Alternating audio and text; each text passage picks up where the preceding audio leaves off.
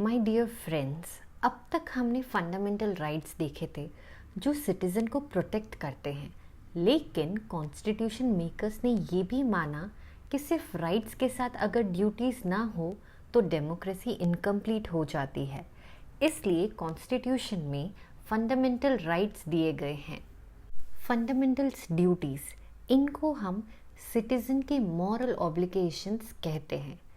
Simple शब्दों में अगर फंडामेंटल राइट्स हमारी सोल है तो फंडामेंटल ड्यूटीज़ हमारी कॉन्साइंस है। ये ड्यूटीज़ कॉन्स्टिट्यूशन के पार्ट 4A आर्टिकल 51A में लिखी गई हैं। इन्हें 42nd कॉन्स्टिट्यूशनल अमेंडमेंट 1976 के थ्रू ऐड किया गया था और इसका मॉडल था USSR constitution. Initially we had only 10 duties. Later 2002 में एक और ऐड की गई जिससे हमारे पास टोटल 11 ड्यूटीज़ हो गई। So we have a list of fundamental duties और एग्ज़ाम में प्रिपेयर करने के लिए I have a little short trick that is to remember all this 11 fundamental duties. That is ideal champ. That means I for integrity, unity, sovereignty protect करना। D stands for defend the country. E for environment protect करना. A for abide by constitution, respect national flag and anthem. L for liberty, brotherhood, harmony promote करना. C stands for cultural and heritage preserve करना. H for humanism and scientific temper develop करना. A stands for abjure violence, protect public property. M stands for mission of excellence in all activities. And the last, P, provide education 6 to 14 years, and it was added by 86th amendment. So students, this is a mnemonic से आपको 11 duties तुरंत याद हो जाएगी and the abbreviation is ideal champ. Now let us understand the nature of duties. ये mostly moral obligations है, मतलब court आपको पनिश नहीं करेगा अगर आप फॉलो नहीं करते, लेकिन कुछ ड्यूटीज़ इनडायरेक्टली लॉ के थ्रू इन्फोर्स की जा सकती है।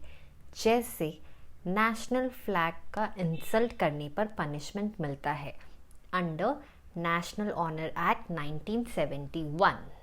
Now you all would be thinking the importance that why is fundamental duties important?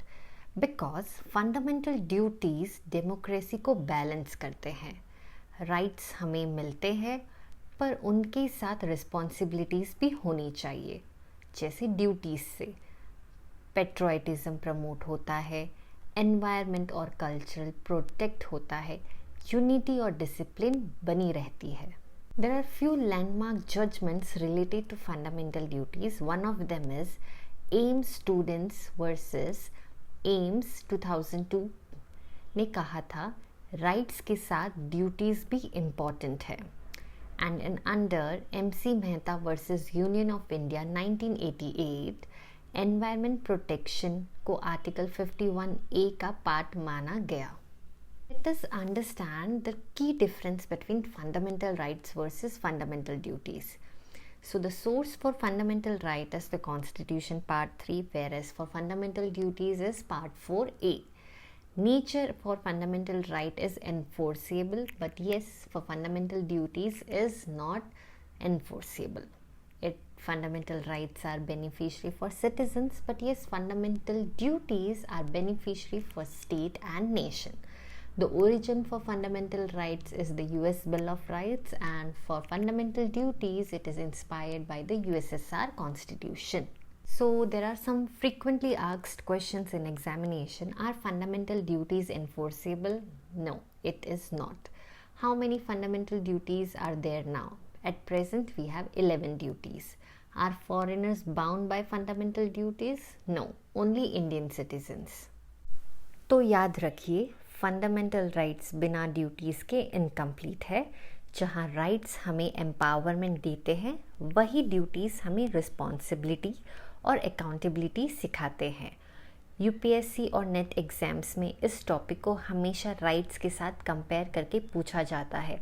If you have any doubt please mention in the comment box, and once again thank you for watching my video.